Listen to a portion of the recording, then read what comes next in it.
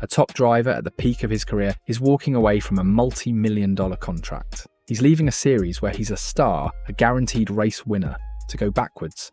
He's taking a huge pay cut to race in a junior category, with no promise of what comes next. This is the story of Colton Herta, and it's a gamble that could either make his career or break it completely. Herta is leaving his top seat in IndyCar to race in Formula 2. But why?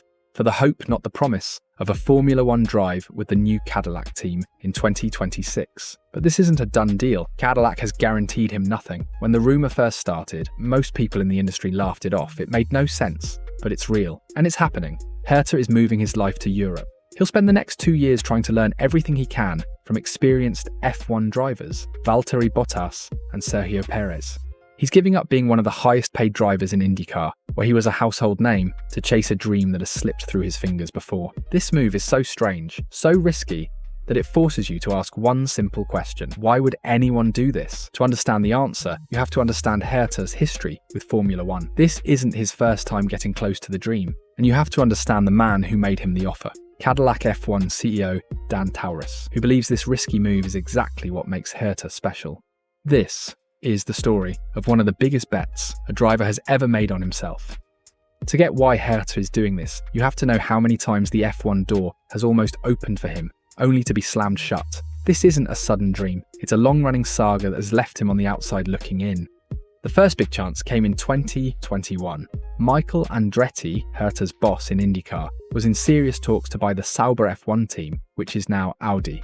The plan was clear. If Andretti bought the team, Colton Herta would be in one of the seats. He was the chosen one, the American driver Andretti wanted to bring to the grid.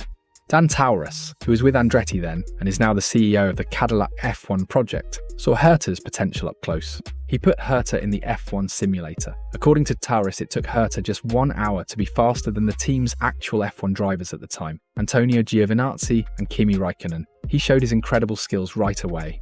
As Taurus said, this test led to some other things to show some real excitement along the way. Herta was building a secret resume in the F1 world that most people never knew about. But the Andretti-Sauber deal fell apart at the last minute, and just like that, Herta's first big shot was gone. Then came the second chance. In 2022, Red Bull wanted him. They wanted to put him in their sister team, AlphaTauri, for the 2023 season.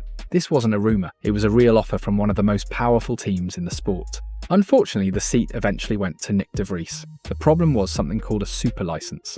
It's the special driver's license you need to race in Formula 1, and it's based on a points system. You earn points by finishing well in other championships, like IndyCar or Formula 2. The FIA's super license system is notoriously biased towards F1's own junior ladder. A driver who wins the Formula 2 championship gets 40 points, enough for a license instantly. The IndyCar champion also gets 40 points, but it drops off fast. Finishing second in IndyCar gets you 30 points, and third gets you 20.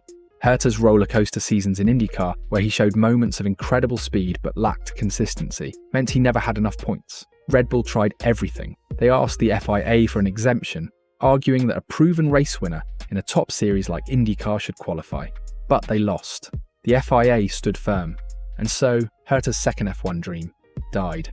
After that, he seemed to accept his fate. He signed a new, very lucrative contract with Andretti in IndyCar until 2027. He told the media he had made peace with the fact that his F1 window had closed.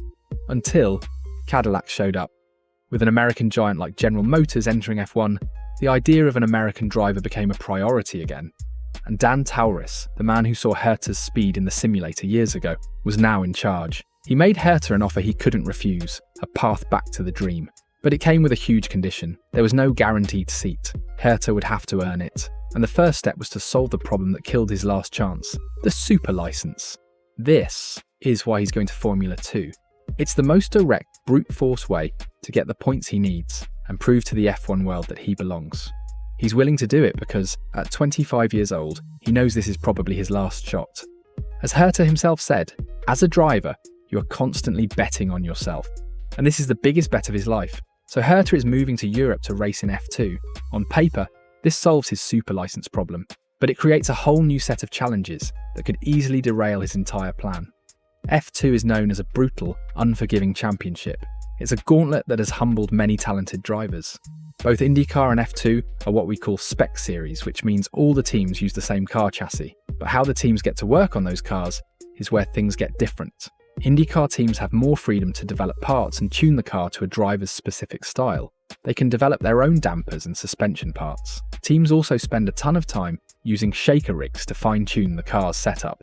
This means if a driver wants a car that feels secure in the back, the engineers can make changes to the springs, anti-roll bars, and other parts to give him a stable car with a little bit of understeer. But Formula 2 is a lot stricter. Teams have fewer areas they can change on the car.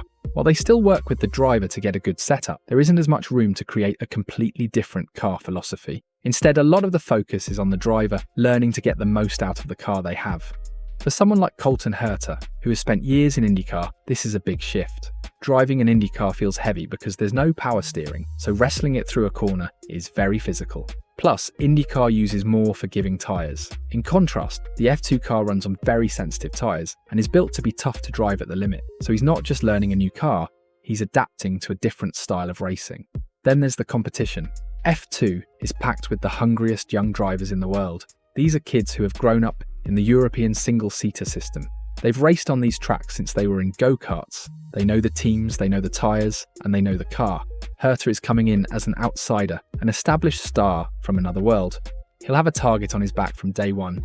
Picking the right team is also a lottery. In F2, a team can be at the front one year and at the back the next. If Herta signs with a team that doesn't get the new car right, or whose setup style doesn't suit him, his talent won't matter. He could be stuck at the back of the grid, and his F1 dream would be over before it even began. We have a perfect example of how tough this transition is. Look at Ritomo Miyata. In 2023, he was the champion of Super Formula in Japan, a series with cars that are even faster than F1 in some corners. He was considered one of the best young talents outside the F1 bubble. He moved to F2 last year. He finished 19th. Even in his second year, he's struggling in the midfield. This isn't a random driver, this is a champion from another top series. And he found F2 incredibly difficult. That is the warning sign for Herta. If he has a similar struggle, will it test Cadillac's faith in him? Or is this move about something more than just results? The answer seems to be yes. While the F2 Championship is the public-facing part of this plan, the real work will be happening behind the scenes. And that's where Herta has to prove he's more than just a fast driver. While everyone is focused on the F2 races, Herta's real job has already started. This move isn't just about getting a license. It's a 2-year crash course on how to be a Formula 1 driver. Cadillac could have found an easier way to get him the points. He's only 5 points short right now. They could have sent him to a winter series and could have tried to get him a few Friday practice sessions, FP1s, with a backmarker team. Herta said they considered the FP1 route, but turned it down. The reason why shows the real purpose of this move. He explained that showing up for a few Friday practices doesn't give you enough time to truly integrate with a team. You're just a guest. This F2 plan allows him to be completely embedded within the Cadillac F1 setup. His week-to-week life is going to change dramatically. He won't just be flying in for races, he'll be living in Europe, spending his days at the Cadillac factory. When the F1 team is at a race weekend, Herta will be in the simulator, running tests to help them solve problems and find more speed. He'll be in every engineering briefing, listening and learning how an F1 team operates. He'll be learning about the Pirelli tyres, which are famously tricky and behave differently from the Firestones he's used to in IndyCar. This is what Dan Tauris meant when he talked about Herta's body of work that not everybody knows about. Tauris has already seen Herta's raw speed. Now, he wants to see if Herta can do the hard, unglamorous work required of a modern F1 driver. He needs to impress the engineers, the mechanics and the strategists. He needs to show that he can provide valuable feedback that makes the car faster. In a way, the F2 results are secondary. Of course, he can't be at the back of the grid. He needs to show he's competitive. But this is more of a pass-fail test. His real exam will be his work with the team. This is why Tauris is so impressed by Herta's willingness to be uncomfortable. He's not just showing up to race, he's committing his entire life to this process for the next 2 years. But even if he aces this 2-year-long job interview, there's one final, massive hurdle. The Cadillac F1 team already has its drivers, and they are not going to give up their seats easily. Let's say everything goes perfectly. Herta adapts to the F2 car, he wins some races, and easily gets his super license. He spends 2 years in the factory, and becomes an invaluable member of the Cadillac F1 team behind the scenes. He proves to everyone that he has the speed, the work ethic, and the maturity to be in F1. He still doesn't have a seat. Cadillac has already signed its 2 drivers for its debut in 2026, Valtteri Bottas and Sergio Perez. These aren't just any drivers. Bottas is a 10-time Grand Prix winner, Perez is a 6-time winner and one of the most experienced drivers on the grid. Both of them have signed 2-year deals that take them through the 2027 season. So Herta's job isn't to fill an empty seat, it's to convince Cadillac to push one of these highly accomplished drivers aside for him. This makes his task monumental. He has to be so good, so undeniably impressive, that the team is willing to break a contract or move on from a veteran driver. He needs to show that his potential is worth more than their experience. This is where the pressure really mounts.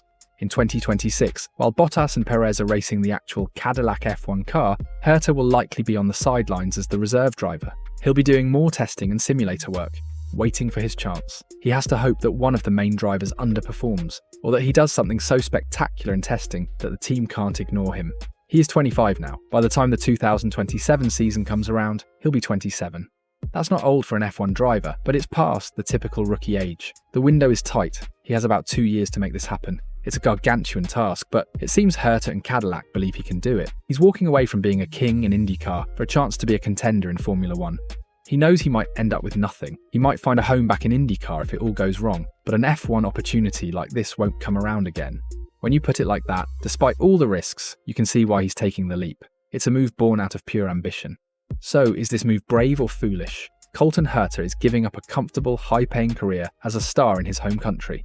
He's diving into the shark tank of European junior formula racing, where he's an underdog. He's betting everything on himself, with no safety net and no guarantees. He has to learn a new car, new tracks and new tyres. He has to compete against a field of hungry young drivers on their home turf. He has to impress a brand new F1 team from behind the scenes. And if he does all that, he then has to convince that team to get rid of a race-winning veteran to give him a shot. It's one of the boldest career moves we've seen in modern motorsport. It could end in failure, sending him back to America with his tail between his legs. Or it could be the start of a legendary story, the American star who risked it all and succeeded against the odds. Either way, you have to respect the ambition. This story has sparked a lot of debate. What do you think? Has Herta made the right decision? Can he succeed in F2, where other champions have struggled? And can he actually turn this incredible gamble into an F1 race seat? Let us know your thoughts in the comments below. Thanks for watching, and I'll see you in the next one.